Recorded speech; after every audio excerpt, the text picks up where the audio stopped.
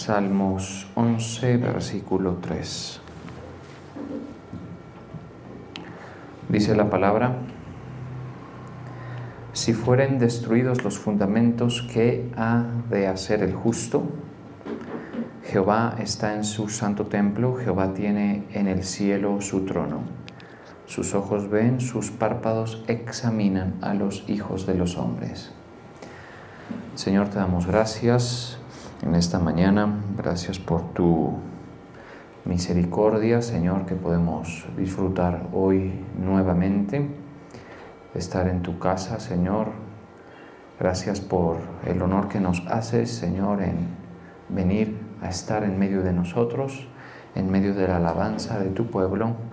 Hoy te pedimos, Señor, que tú nos ministres tu palabra, nos alumbres, nos vivifiques, Señor, espiritualmente. Necesitamos, Señor, de ti, que tú alumbres en medio de las tinieblas, Señor, y que nos edifiques en el nombre de Jesús. Amén. Cuando los fundamentos son destruidos, ¿qué le queda al justo? El Señor está en su santo templo, en los cielos tiene el Señor su trono. Y atentamente observa al ser humano, con sus propios ojos lo examina. Bien, este es un pasaje que es un canto que compuso David. Ahí lo podemos ver en el encabezado, dice que es un salmo de David. Y básicamente lo que plantea el rey David en el salmo es lo que se considera como el refugio del justo. Es decir, él señala, plantea que para el justo no hay lugar más seguro, más estable, más, digámoslo así, protector que el Señor mismo.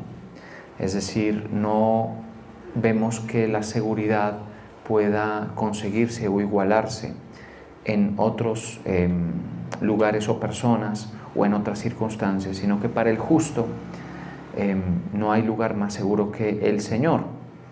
Y desde ese punto de vista, pues es importante entender que el Señor pues es una presencia, es una persona que ejerce cobertura sobre nosotros cuando nosotros estamos en condiciones de justos. ¿Sí? A pesar de que Él examina al hombre en toda la tierra, pues no es menos cierto que su protección y atención especial para cuidar, proteger, está sobre los que aquí se denominan justos. Importantísimo el calificativo. Mire que no dice buenos, no dice buenas personas, tampoco dice inteligentes, quizá prudentes, aunque todas esas cosas por supuesto son buenas, positivas, cultivarlas en nosotros. Ninguna de esas está mencionada o incluida para que el Señor pues se ocupe de su pueblo, sino los justos. Los justos es un término, pues si queremos, estrictamente jurídico, es decir, no es un término que refleja carácter, no es un término que refleja condición intelectual, no es un término que refleja personalidad, sino si nosotros usamos literalmente la Escritura, vamos a ver que lo que está hablando es justo, es una condición jurídica, ¿sí? Un estado. Entonces, ¿delante de quién es que es justo el justo? Digámoslo así. Pues delante del Señor. Es Él el que le dice, tú eres justo. ¿Sí? Y obviamente ahí es donde nosotros tenemos que echar mano del concepto que hemos desarrollado y estudiado hasta más, quizá no poder, y es que nuestra justicia es una justicia imputada a nosotros, ¿sí? Hay un pasaje que dice, creyó Abraham a Dios y le fue tenido por justicia, ¿sí? Eso en otras versiones se ha traducido como le fue imputada justicia a Abraham por la fe, ¿sí? Básicamente ese es el mecanismo de justicia que nosotros podemos aspirar a tener. Si vemos, por ejemplo, los contextos de los salmos y todo, vamos a encontrar que se describe al justo. El justo es una persona ecuánime, una persona prudente en cuanto al manejo de su conducta, de no perjudicar al prójimo, de darle a Dios lo que le corresponde. Una persona que cabe mucho dentro de ese calificativo es Job. Job se describe en la Escritura como un hombre justo, y lo que vemos que él hacía era que respetaba el derecho de su empleado, respetaba el derecho de la viuda, atendía las necesidades del huérfano. Además de eso, por supuesto, ponía a Dios en el lugar que debería estar. Manejaba muy bien el uso de su boca para no pecar contra el Señor, ¿sí? Y mejor dicho, el justo, si queremos nosotros ser justos en nuestras propias fuerzas, pues tenemos que ser muy, pero muy disciplinados, y sobre todo tener una condición moral muy extraña, digámoslo así, para la época en la que vivimos, para la situación en la que el hombre está. Eso no hay, mejor dicho, eso no hay. Ya cuando el Señor viene, el Señor les dijo a los que le dijeron bueno. Recuerdan que hubo uno que le dijo: Maestro bueno, ¿qué debo hacer para heredar la vida eterna? Esto de la vida eterna tiene que ver mucho con la condición jurídica delante de Dios. ¿Cuál fue la respuesta de nuestro Señor? Ustedes recuerdan: ¿por qué me llamas bueno? Bueno solo hay uno. Y si eso lo dice lo que es Cristo, no porque Él no lo fuera, obviamente Él sí lo es, ¿sí? Sino simplemente para desarraigar del hombre, de los discípulos, la expectativa de que somos buenos en la condición humana, porque Cristo sin duda representa la condición humana en su cuerpo, que es Jesús, ¿sí? Entonces yo lo que entiendo con esa respuesta del Señor Jesús no es otra cosa que Él trata de decirle: no les voy a recibir ese calificativo, y no solo lo recibo yo, pues no se lo pongan a nadie, como quien dice, no se lo señalen, no se lo imputen a nadie, ¿sí? Porque no hay. Entonces el hombre está en una condición, pues según la teología que se construye a partir de las Sagradas Escrituras, pues el hombre está en una condición de que está imposibilitado de ser justo delante del Señor, de tal manera que los beneficios de esa misma condición pues se pierden. Uno de ellos es la vida eterna, ¿sí? ¿Por qué el hombre tiene que morir en las dos dimensiones o en las tres dimensiones en las que muere? Sencillamente porque pues no es justo, no somos justos, ¿estamos de acuerdo? Mentimos, escondemos cosas, pensamos mal. En los niñitos se puede ver, hay una edad, y los padres me darán la razón, hay una edad donde todo es inocencia con los niñitos, ¿sí? Todo es pureza. Uno ve en ellos una condición de indefensión, una condición de limpieza en su mirada, en la forma en que procesan las cosas, muy bonita. Eso es de las cosas más bonitas que uno ve. Y uno no quisiera admitir que van pasando los añitos, pero no muchos, poquitos, no demasiados. Y comienzan a aparecer cosas que a uno mismo como padre no le gustan de sus hijos. Por eso es que hay gente que rechaza a los hijos de uno, o nosotros mismos rechazamos a los hijos de otros, porque si los padres vemos cosas que no nos gustan, ¿qué diremos los otros que no tienen por qué aguantarse, digamos? ¿Sí? En estos días alguien le escribió a mi esposa con el ánimo de pedir consejo porque decía que sentía deseos de matar a un hijo de otro. ¿Sí? De una forma muy honesta esa persona dijo: vea, pastora, yo lo veo y quiero asfixiarlo, ¿sí? ¿Sí? Porque es ese tipo de niños que te colman la paciencia, que te retan, ¿sí? Y uno dice, bueno, imagínese, eso es un rechazo hacia la conducta, ¿estamos de acuerdo? Del niño, y obviamente pues está mal de parte de la persona, ¿sí? Si esa persona pudiera, o sea, si no tuviera la condición intelectual para contenerse, lo haría, ¿estamos de acuerdo? Así es la vida. Lo que pasa es que nosotros, no, o sea, lo único que nos hace ver realmente lo que somos es la palabra de Dios, y esa es una de las grandes ventajas de venir a exponerse a ella. Porque, por ejemplo, cuando nosotros, y ayer lo mirábamos, y en estos días también, cuando nosotros dejamos de exponernos, es muy fácil que sigamos como la estructura vanidosa del mundo. Y uno de los aspectos de esa estructura es que no nos hace ver a nosotros en nuestra propia condición. Entonces, por ejemplo, la pareja necesita asistir a la iglesia para que los dos estén, digamos, en condición espiritual. Eso mejora mucho el hogar, ¿sí? Realmente yo siento que eso hace parte de lo que mantiene funcionando un hogar saludable, que la palabra de Dios esté en los habitantes de ese hogar. Deja usted de asistir, pasa tiempo, quizá se distrae demasiado, y en el hogar se proyecta todas esas cosas deficientes de la moralidad, del carácter del ser humano, y luego pues no es coincidencia de que hayan desajustes preocupantes, ¿sí? En cambio, cuando con actitud honesta y humilde se busca el consejo del Señor y se ha creído, pues ese es otro punto, pues el hogar puede sobrevivir a los tirones propios del mismo, pero porque las mentes están alumbradas, que es lo que hablábamos ayer, ¿sí?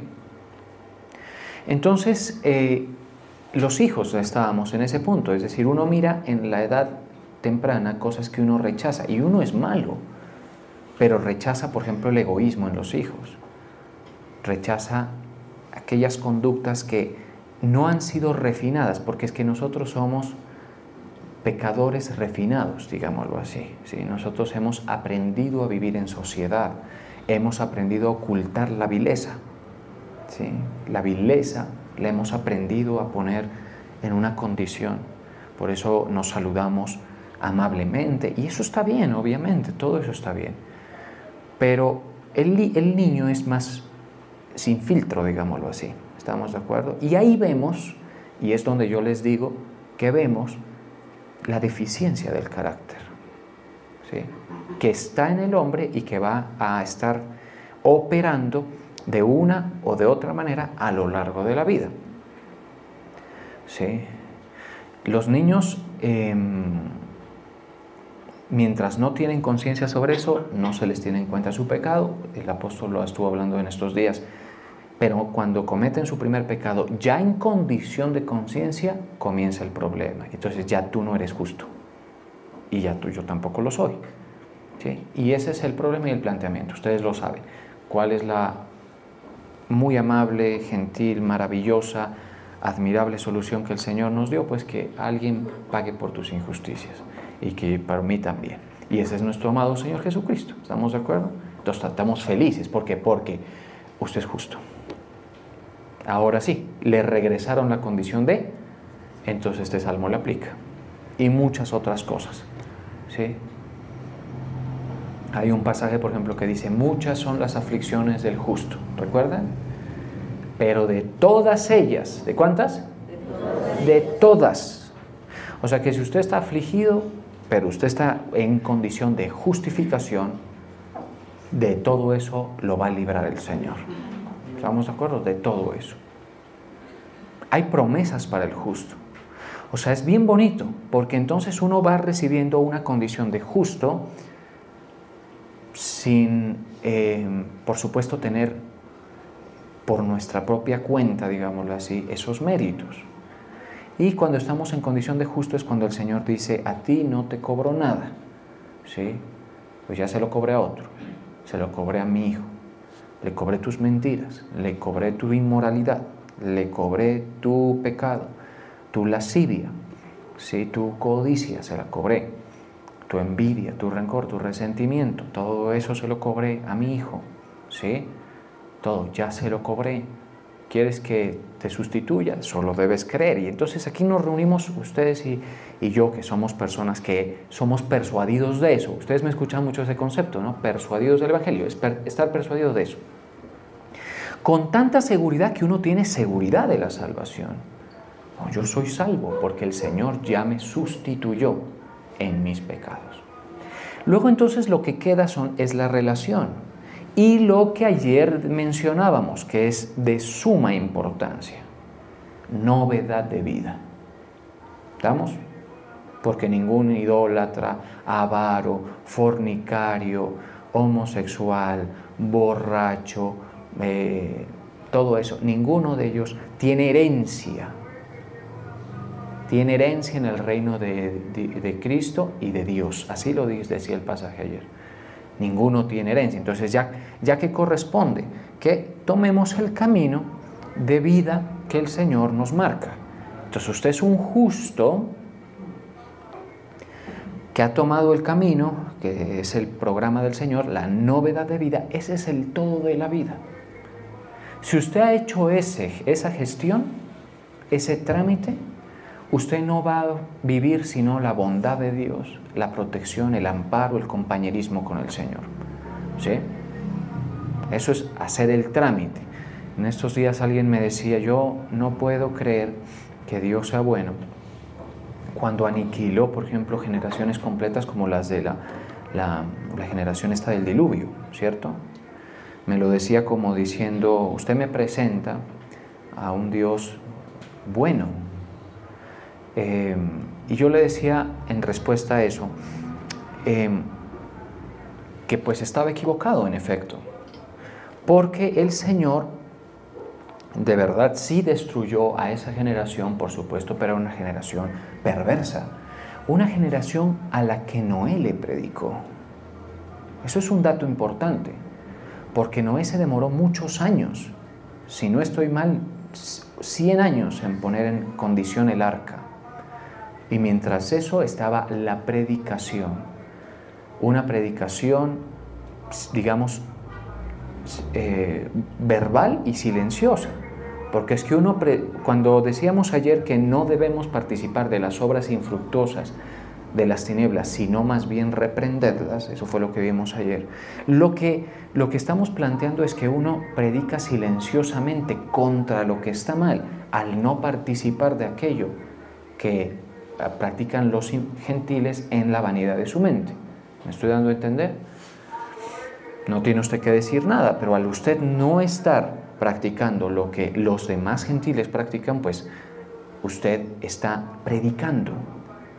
Luego ya le van a preguntar, ¿y usted por qué no? Y usted amablemente va a explicar por qué. Entonces, esa generación que nuestro Dios destruyó en Génesis 6, ustedes pueden ver, era una generación perversa, una generación que dice la palabra, y todos los pensamientos, y la maldad era mucha sobre la tierra, y los pensamientos eran de continuo solamente el mal. Génesis 6, 3, 4, 5, por ahí búsquenlo, y lo van a ver claramente.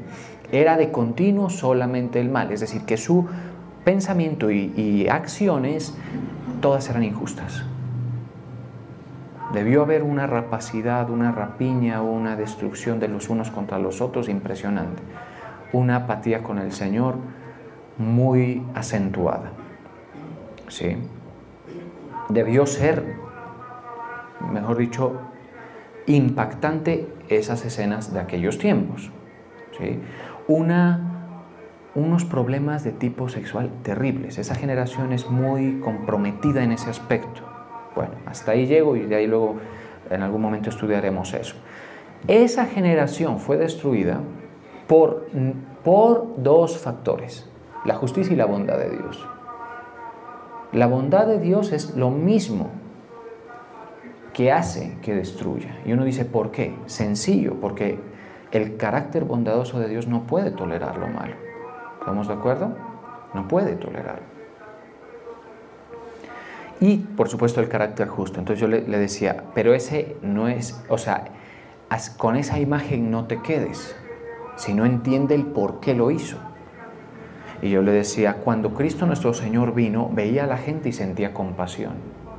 ¿Sí? Entonces Dios al final es bueno, y su programa lo que es un escape para que el injusto que somos usted y yo, pues al final del día podamos tomar esas ventajas de ser justificados. ¿Sí? Entonces Dios no es malo, le decía yo, es como que tú te pases toda la vida hablando mal de un gobierno, un ejemplo, y que tú estés sin saberlo, beneficiado por alguno de sus programas, algo así, ¿sí? Es decir, uno puede decir, por ejemplo, si tomamos como ejemplo el gobierno actual, es simplemente un planteamiento hipotético, y yo diciendo qué gobierno tan malo, qué cosa tan mal gestionado y hablando mal, y de repente alguien me dice, pero usted ¿en cuánto termina su cédula? Supongamos, en tal número, y me dice, pero usted tiene derecho a un subsidio de parte del gobierno, ¿sí? Entonces yo luego me doy cuenta, no, qué bueno, ¿sí? Qué bueno que está esto, ¿sí? Yo no sabía. Así es el hombre que se refiere a Dios como malo, porque no sabe el programa. ¿Estamos de acuerdo? El programa está presentado. No es malo Dios. ¿No quieres morir? ¿No quieres ir al infierno? El programa está presentado. ¿Pero por qué manda al infierno? Pues porque es justo. Por eso manda al infierno. ¿Estamos de acuerdo? Por eso. Sencillo. Por eso. No es porque sea malo, es porque es justo.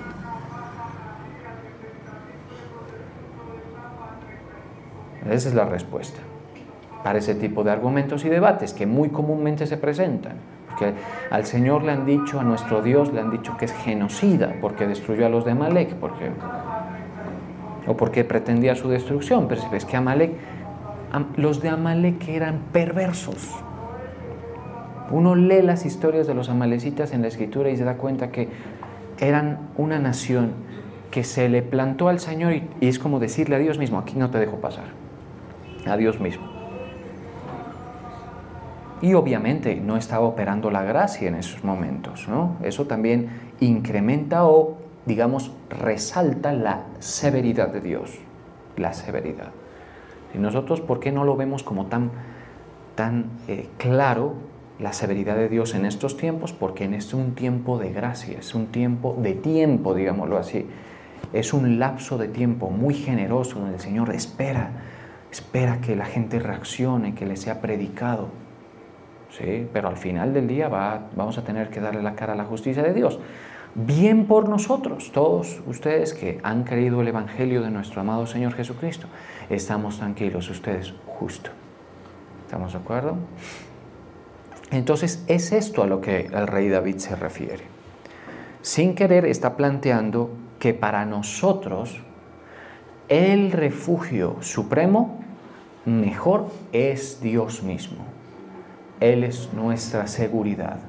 Y así lo debemos nosotros entender y nosotros debemos asumir un comportamiento coherente con esa premisa. Si Dios es mi refugio, yo voy a manejar los riesgos, las situaciones de la siguiente manera. Mire lo que dice el versículo 1 del capítulo 11 de Salmos. Dice, en Jehová he confiado, ¿cómo decís a mi alma que escape al monte cual ave? Mire, en otras palabras, yo tampoco lo entendí cuando lo leí así en esa versión, pero acá dice, en el Señor hallo refugio, en la Nueva Versión Internacional. ¿Cómo pues se atreven a decirme, huye al monte como las aves? Es decir, al rey David alguien le decía, huye, o busca tu refugio, busca un lugar seguro. Y él lo que decía es, ¿cómo se atreven a decirme eso si mi refugio es el Señor? ¿Estamos de acuerdo? Si mi refugio es el Señor. Entonces, en nosotros debe irse formando ese nivel de convicción de que nuestro refugio es el Señor y que en estar con Él, en el compañerismo con Él, en la obediencia a su consejo, está nuestra seguridad. Y que si hay algún riesgo, algún peligro para nosotros, como estamos en condición de justos, si Él observa lo que nos pasa, Él nos va a dar el momento para escapar. Es bien curioso. O sea, no se trata de no huir, a veces toca huir, ¿sí? El Señor da las alertas necesarias. Le manda el mensaje, huye, corre, ¿sí? Así pasó con nuestro Señor Jesucristo, así pasó con Moisés. En el caso de nuestro Señor Jesucristo, Herodes dijo, voy a aniquilar a todos los menores de 2 años. Creo que fue así, ¿no? ¿Verdad? A ver, vamos a revisar eso rápidamente. A ver si lo podemos Sí, en Mateo 2:16 dice: Herodes entonces, cuando se vio burlado por los magos, se enojó mucho y mandó a matar a todos los niños menores de 2 años. Mire qué manera, mire qué época para nacer, ¿no? Qué fea esa época para nacer. Sí, porque pues, digamos, una orden de ese tipo, me imagino las madres estrenando sus niñitos, que esa etapa tiene sus cosas muy bonitas, ¿no? Y van llegando y que todos los niños, o sea, una cosa terrible. Pero había un niño especial allí, el cuerpecito del niño que albergaba al Verbo, pues nada más y nada menos, ese bebecito Jesús, que dentro de él estaba el Espíritu de Dios. Qué maravilloso. El Señor les acomodó el asunto, porque ese es otro tema. El justo está en armonía con el propósito de Dios. Por eso a mí cuando me dicen que María es justa, no tengo ningún problema en aceptarlo. Es justa, no es perfecta, ¿sí? La Inmaculada, no, tampoco, ¿sí? Sí, pero sí es justa, en la fe, ¿estamos de acuerdo? Armonizó perfecto con los planes de Dios. Qué maravilloso ese ejemplo, María. ¿Estamos de acuerdo? Pero no es inmaculada y tampoco está en condición de intercesora. Hay muchos otros temas. Pero entonces, el tema aquí es que el justo, pues está en armonía con los propósitos de Dios y el Señor se acuerda. ¿Y qué les dice? Mire, y mandó a matar a todos los niños menores de 2 años que había en Belén, oiga, y en todos sus alrededores, conforme al tiempo que había inquirido de los magos. Él dijo: si los magos tienen razón, el niño no tiene más de 2 años, de los 2 años para abajo mueren. Y aparte es el género masculino, entonces tienen que morir los varoncitos. Entonces se cumplió lo que fue dicho por el profeta Jeremías. Bueno, mire qué profecía, ¿no? Voz fue oída en Ramá, grande lamentación, lloro y gemido. Raquel que llora a sus hijos. Raquel representa a Belén, y no quiso ser consolada porque perecieron. Y es interesante cómo perecen muchos, pero Dios pone especial protección sobre el justo. Y es un detalle interesante porque uno dice: ¿y los demás qué? A los demás les toca conformarse, convivir, y que las situaciones cambiantes del mundo les puedan afectar sin que haya quien los auxilie. ¿Me doy a entender? Esas personas que representan a Raquel, que es en Belén, tienen que, como están lejos de Dios y en una enemistad con Él, simplemente tienen que, digamos, acostumbrarse a vivir sin su amparo, sin su cuidado, y por eso perecieron. Y Dios no es malo. Son generaciones impenitentes, son generaciones que no recibieron al Señor. ¿Estamos de acuerdo? Entonces, esos detallitos son importantes para que usted vea qué puede esperar con la relación, ¿sí? Si usted la está en realidad honrando como se debe.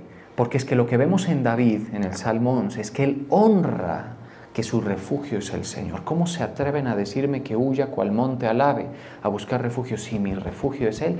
Señor, ese tipo de comportamientos en nosotros deben ser cultivados, porque nosotros, como venimos moldeados por la vanidad del mundo, a veces nuestro refugio es el dinero. ¿Sí? Mire, si su refugio es el dinero, de ahí va a obtener su decepción usted, del dinero. Y así en general, las personas, en fin. Por eso el Señor nos pone en la novedad de vida, nos hace quitar fundamentos y bases, muchas veces indebidas, que hay sobre lo que nos hace sentir seguros. Y ahorita lo vamos a ver. Entonces dice: pero después de muerto Herodes, he aquí un ángel. Pero entonces nos regresamos. Sí. He aquí un ángel del Señor apareció en sueños a José en Egipto, al que estaba administrando el hogar, diciendo: levántate, toma al niño y a su madre y vete a tierra de Israel, porque han muerto todos los que procuran la muerte. Pero bueno, regresemos acá. Y él, despertando, tomó de noche al niño. Vamos a leer que está acá, que me salté bastante. En el 13. Después que partieron, he aquí, un ángel del Señor apareció en sueños a José y dijo: levántate y toma al niño y a su madre y huye a Egipto.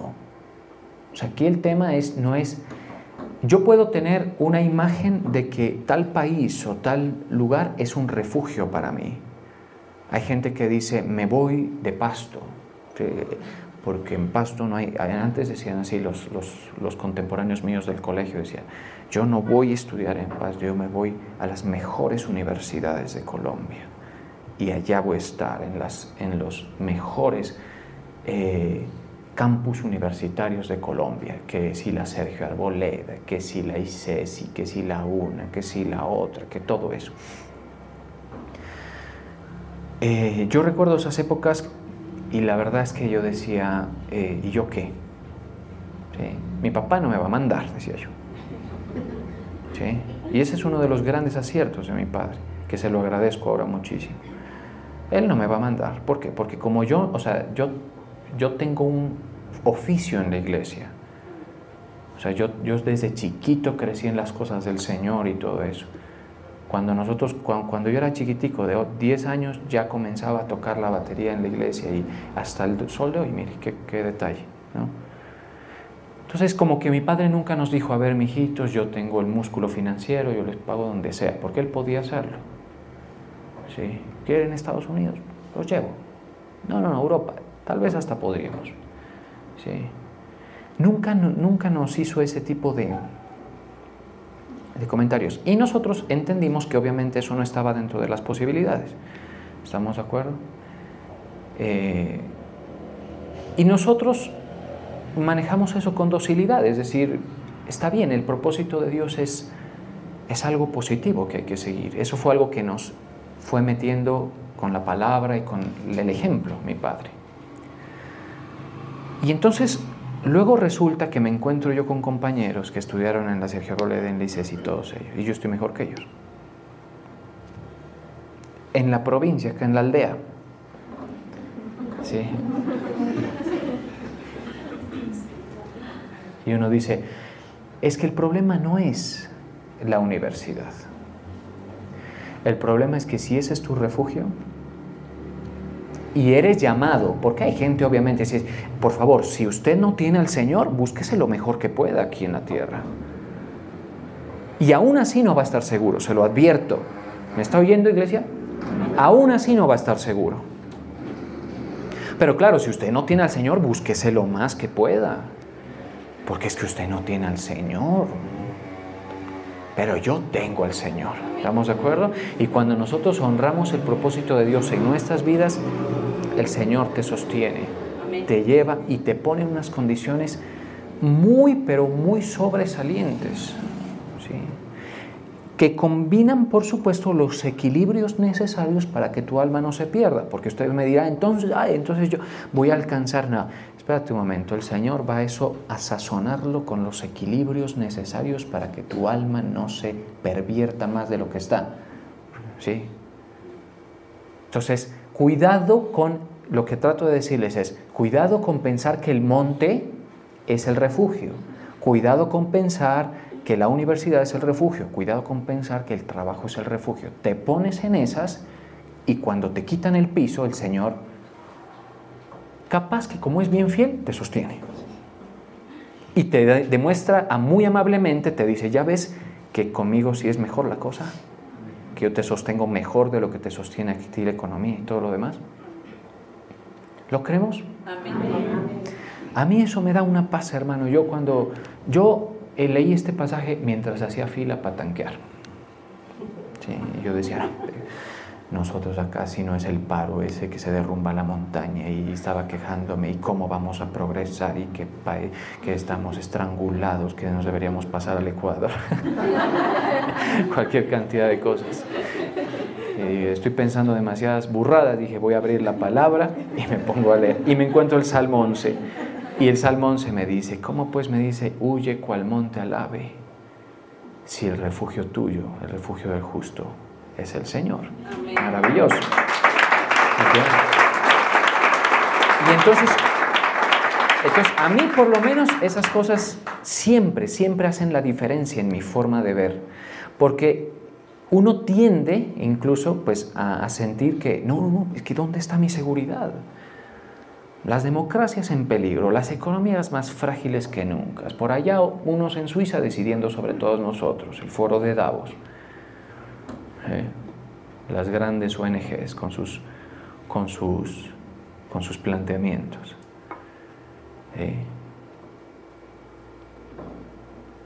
El misterio de la iniquidad avanzando en las esferas más opulentas del mundo. ¿Sí? Y nosotros acá, a merced, imagínense, de pues, tanta cosa y tanta situación y tanta ineptitud a veces que uno ve en la parte del gobierno, con el debido respeto, lo digo. ¿Sí? Uno dice, no. Pues bueno, voy a creer lo que mi condición me permite creer, y mi condición es que como he creído el Evangelio, yo soy justo. Si en algún momento el Señor ve que necesito salir de un lugar de riesgo, el Señor me va a dar el aviso, la alerta, el momento, pero el refugio no es a donde Él me lleve, el refugio siempre va a seguir siendo el Señor.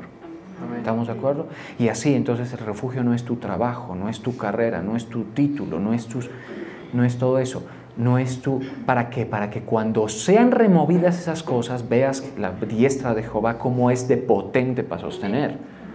¿Sí? Porque van a ser removidas algunas, y te lo voy a demostrar ahorita con el verso que estábamos leyendo allá en Salmos 11. Entonces dice, levántate, toma al niño y a su madre y huye a Egipto y permanece allá hasta que yo te diga. Y resulta entonces que nuestro amado Señor Jesucristo creció en Egipto. Qué curioso, ¿sí? A salvo de Herodes, protegido, y el propósito de Dios protegido. Por eso, mire, lo que es el propósito de Dios en nosotros, debemos nosotros contribuir a asegurarnos que estamos en eso, porque con eso el Señor sí se compromete. ¿Sí? Usted está en el propósito de Dios y el Señor, como va a sacar adelante su propósito, lo tiene que sacar adelante usted. ¿Sí?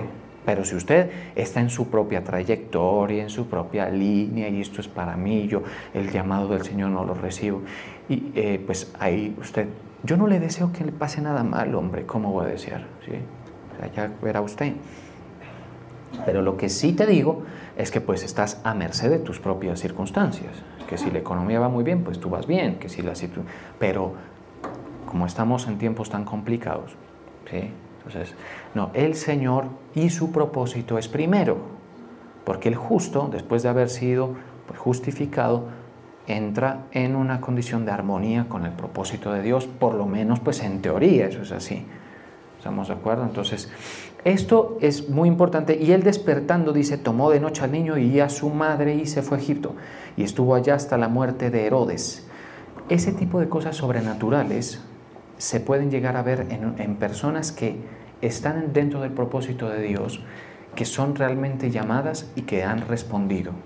Por eso usted no crea que usted está actuando inteligentemente al resistirse a la novedad de vida. Yo no sé si ayer yo grabé, pero encontré que el archivo tenía un problema. No sé si está bien, lo monto esa predicación para que quienes no la hayan escuchado la escuchen. Y hablábamos de eso. Resistirse a la novedad de vida es un problema en lo nuevo que Dios quiere que andes. ¿Sí? Ahí se los dejo. Entonces sigue viviendo en la vanidad de tu mente como los otros gentiles. Ahí esto no te aplica. No te aplica. ¿Sí? Entonces Herodes, cuando se vio burlado por los magos, se enojó mucho y mandó a matar a todos los niños menores de 2 años que había en Belén y en todos sus alrededores, conforme al tiempo que había inquirido. Entonces, algo similar le pasó a Moisés, ¿recuerdan? Moisés fue dada la orden de que mataran también a los niños, pero las parteras temían a Dios. Entonces, aquí el refugio no es las parteras, no es Egipto, va a ser muy diferente cada situación, ¿estamos de acuerdo? Pero sí, lo que sí les puedo decir es que si Dios es nuestra cueva, nuestro refugio, nuestra fortaleza, pues a uno le debe dar paz. ¿estamos de acuerdo? Y mucho aliento y mucho deseo de arraigarse en las cosas de Él y de ser efectivo en las cosas de Él. A mí me produce ese efecto, espero que les produzca lo mismo a ustedes. Porque entonces luego es carga que me congrego y es carga. Si mientras tú te congregas y atiendes la palabra, el Señor se ocupa de muchas cosas. Si tú lo haces cuando tú lo haces con buena actitud, como María, tomen el ejemplo de María, no la madre de Jesús, sino la de Betania, ¿sí? El Señor se ocupa de muchas cosas, ¿sí? Tranquilos. Me gusta mucho ver eso en los jóvenes que han sabido seguir el paso a las cosas del Señor. No se demora mucho el Señor en irles mostrando para dónde va el paso siguiente, ¿sí? Confiando, insisto, en el Señor. Entonces, eso le pasó a Moisés. Las parteras le salvaron la vida. Lo metieron en la canastica, en la canastica en el río Nilo. El río Nilo, uno se puede morir por miles de maneras en el río Nilo. Hoy, en esa época debió ser peor. Cocodrilos, hipopótamos, sí, de todo. Esa es una realidad. El delta del Nilo, eso es una cosa llena de vida. Sí, ahí están los cocodrilos más grandes del planeta. Sí. Imagínense el bebecito en la canasta. ¿Quién lo vigila? Pues les voy a decir quién. Dice, en Jehová he confiado mi alma. Y acá dice, ¿cómo es que dice acá en la Nueva Versión Internacional? Jehová está dice en el 4, el Señor está en su santo templo. En los cielos el Señor tiene su trono y atentamente observa, ¿a quién? Al ser humano, con sus propios ojos lo examina. Y el Señor basta nomás que, no sé, el Sebas a veces me pregunta a mí, ¿cómo destruiría Dios, por ejemplo, a un superhéroe? Y yo le digo, mi amor, solo con el pensamiento. Nuestro Dios está por encima. Y eso haciendo de cuenta que esos existieran, pues, ¿no? Se lo digo así, ¿sí? O sea, trato de impregnarlo de una imagen de que Dios está por encima, ¿sí? Y yo me imagino que solo con el pensamiento Él decide que ningún cocodrilo toca al niño y no lo toca, un hipopótamo y no lo toca, ni un mosquito, porque es que uno dice, no, es que te va a matar algo muy grande. No, un mosquito te puede matar si el Señor no está contigo. ¿Estamos de acuerdo? Pero con nosotros está el Señor. Amén. Qué dicha eso, qué dicha, hermano. Dice, en los cielos tiene el Señor su trono y atentamente observa al ser humano. Ahora, mire, que era a lo que yo quería llegarles hasta hace un momento. Dice, cuando los fundamentos son destruidos, ¿qué le queda al justo? Los fundamentos son todos esos pilares de seguridad que nosotros tenemos, incluso socialmente, ¿sí? Que si la educación, que si el tema de la salud, que si el tema de mi hogar, que si el tema de mi padre, que si todo eso. ¿Qué le quedaría si nos faltaran las bases de estabilidad que nosotros percibimos que tenemos? Pues para eso estaría el Señor. Ahora, el Señor no nos lleva esos límites a nosotros, porque es que nosotros no somos ese tipo de creyente tan refinado. ¿Sí? Uno, por ejemplo, si yo les dijera que leamos eso que dice, y con esto terminamos, ya les voy a decir dónde, porque no me acuerdo dónde es que queda eso.